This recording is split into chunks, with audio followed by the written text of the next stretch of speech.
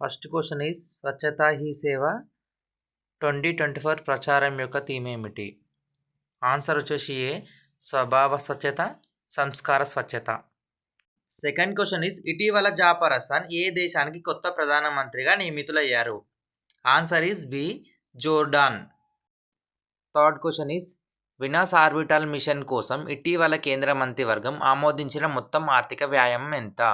Answer is A 1236 కోట్లు. Fourth question is ఇటీవల World Food India 2024 కార్యక్రమాన్ని ఏ మంత్రిత్వ శాఖ నిర్వహించింది?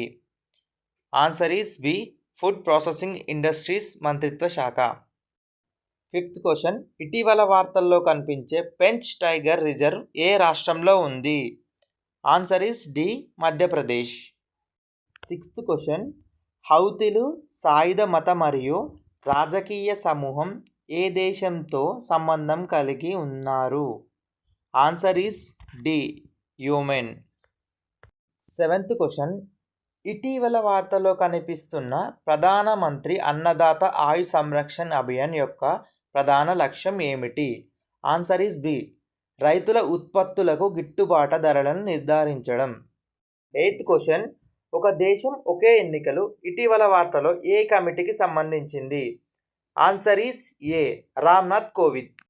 నైన్త్ క్వశ్చన్ ఈజ్ 2024లో 55వ ఇంటర్నేషనల్ ఫిలిం ఫెస్టివల్ ఆఫ్ ఇండియాకి ఏ రాష్ట్రం ఆతిథ్యం ఇస్తుంది?